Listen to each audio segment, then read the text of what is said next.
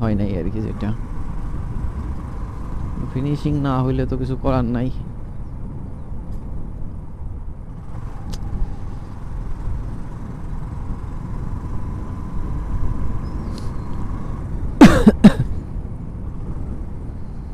এটা হচ্ছে আপনার গোধনের একটা ব্রিজ। এই পাশে যে খালটা, এই খালটা আগে প্রচুর পরিমাণে স্রোত থাকতো, যেগুলো আসলে চিন্তা করার বাইরে ছিল, এত পরিমাণে স্রোত থাকতো এইখানে। সো এখন এতটা স্রোত আর নাই বলা যায় আর কি, স্রোত আর আগের মতো না। এইখানে আবার এই যে আপনার ক্যাটারিং এর একটা ইয়া খুলছে মেবি হাত মুখ ধোয়ার জন্য। এই গ্রামগুলো যেটা হচ্ছে আসলে, দাঁড়ান এক মিনিট,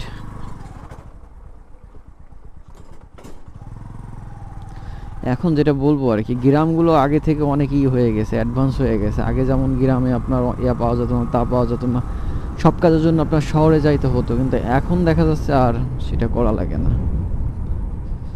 এখন আপনার দেখা যাচ্ছে যে গ্রামের ভেতরেই সব কিছু পাবেন। এইখানে আসার সময় আসলে খ্যারের ধুলায় পুরো হয়ে গেছে, মদ হয়ে গেছে। তো এখন যেটা হয়েছে আর কি, এখন ধানগুলো মনে হয় আপনার ইসের থেকে শোকায় নিয়ে আসে জমি থেকে, যার কারণে আর এখন এখানে শোকানো লাগবে না।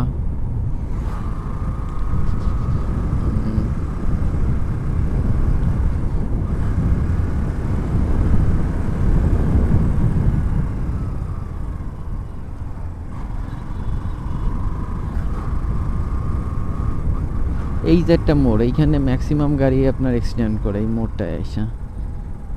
মূল কারণ হচ্ছে কি, যে এইখানে আপনার মানে মোড় ঘুরতে যায়, যখন পিক আপ দেয় তখন দেখা যাচ্ছে হালকা একটু স্লিপ করলেই গাড়ি নিয়ে পড়ে যাইতে হয়। কারণ হচ্ছে যে মোড়ের কাছে স্লিপ করলেই গাড়ি ঘুরে যায় আর কি একা একা, তখন আর কি রেহাই হয় না।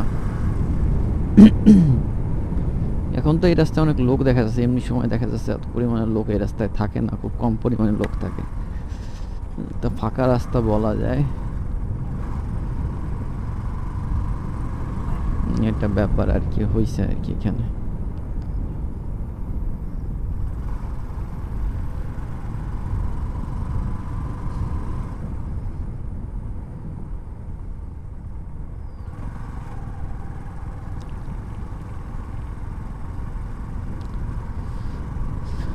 সো ভাই, ভিডিওটা ভালো লাগলে অবশ্যই চ্যানেলটাকে সাবস্ক্রাইব করে দেবেন, ভিডিওতে অবশ্যই লাইক করে দিবেন। এই যে ইন্দুর বাবাজি কোথায় যাচ্ছ, মানে হুটহাট করে দেখা যায় না রাস্তার পাশে দিয়ে একটা ইন্দুর চলে যায় দৌড় দিয়ে, এরপরে গুইসাপ চলে যায়, এটা চলে যায়, ওইটা চলে যায়।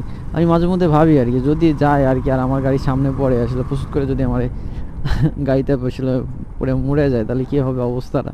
আমার খুব মায়া লাগে এই জিনিসগুলো, গাড়ির তলে পড়ে কিছু মারা টারা গেলে আমার খুব খারাপ লাগে। তো আমার লাইফে এরকম একটা ঘটনা ঘটছে একবারই, মনে হয় একটা ইন্দুর আমার গাড়ির তলে এসে পড়ছিল মেবি, ওটা জায়গায় মারা গেছিল মনে হয় আর কি। আমি ব্রেক করি নাই, কারণ প্রচুর পরিমাণে বৃষ্টি হচ্ছিলো, বৃষ্টির কারণে সামনে কিছুই দেখা যাচ্ছিল না। প্রায় 6 থেকে 7 ঘন্টা একটানা বৃষ্টি হচ্ছিল,